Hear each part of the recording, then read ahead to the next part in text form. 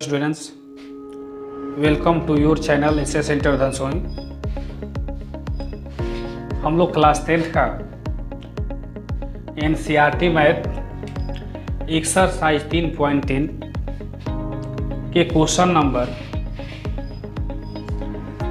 3 का पहला प्रश्न, जो दो संख्याओं का अंतर 26 है और एक संख्या दूसरी संख्या की 3 गुनी है, उसे मालूम करना है, ज्ञात करना है। तो सबसे पहले हम लोग क्या काम करते हैं कि दोनों संख्याओं को हम मान लेते हैं। एक को x मान लेते हैं और दूसरे को y मान लेते हैं। तो माना कि पहली संख्या बराबर x तथा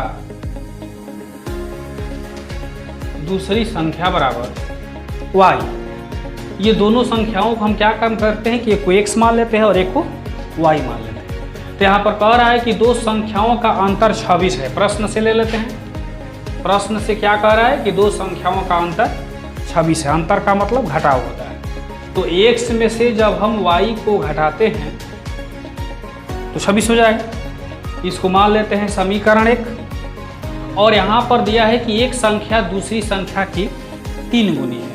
तो यहाँ पर हम पुनः प्रश्न से ले लेते हैं। तो पुनः प्रश्न से कह रहा है कि पहली संख्या जो है वो दूसरी संख्या का 3 गुना है। दूसरी संख्या यहाँ पर y है।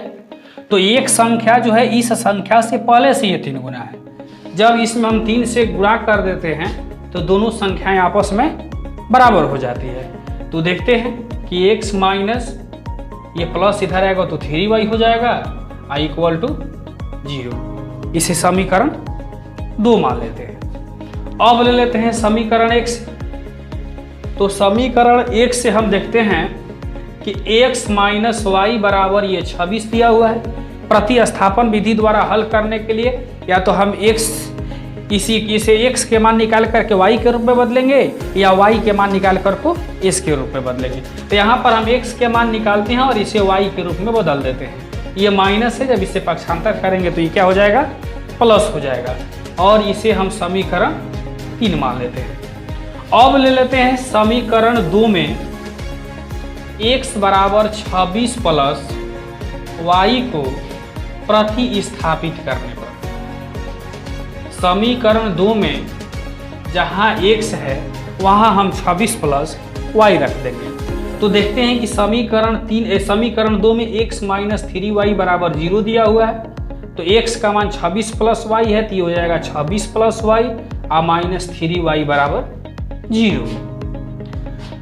तो ये हो जाएगा 26, ये प्लस और ये माइनस है तो घट जाएगा। 3 गो y में से 1 y घटेगा तो माइनस 2y हो जाएगा बराबर 0। तो 26 बराबर ही हो गया 2y।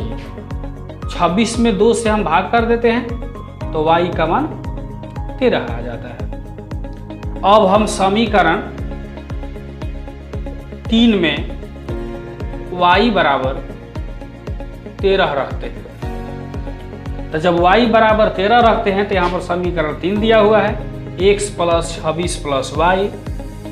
तो x बराबर हो जाएगा 26 और प्लस y का मान 13 आया हुआ है, तो यहाँ पर 13 लिख सकते हैं। इसलिए x बराबर 26 में जब 13 जोड़ेंगे तो इसका मान 39 हो जाएगा।